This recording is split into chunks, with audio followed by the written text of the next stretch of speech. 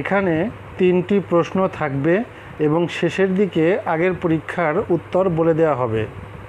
1 নম্বর প্রশ্ন, কোনো সংখ্যার একক স্থানীয় অঙ্ক 4 বা 6 হলে এর বর্গ সংখ্যার একক স্থানে কত থাকবে?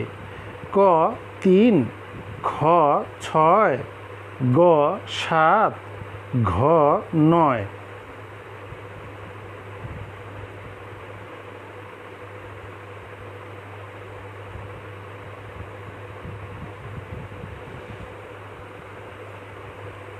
দুই নম্বর প্রশ্ন, কোনো সংখ্যার একক স্থানীয় অঙ্ক 8 হলে সেই সংখ্যার বর্গ সংখ্যার একক স্থানে কি বসবে?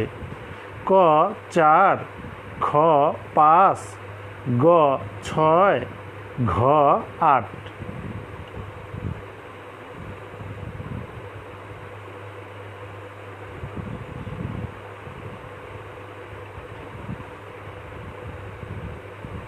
তিন নম্বর প্রশ্ন, কোন সংখ্যাটির বর্গমূল ও বর্গ সংখ্যা সমান?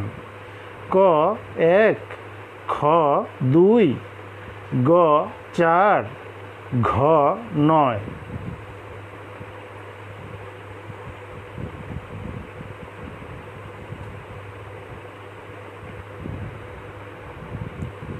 বিগত পরীক্ষার প্রশ্নের উত্তর: 1-এ ঘ, 2-এ ঘ, 3-এ ক।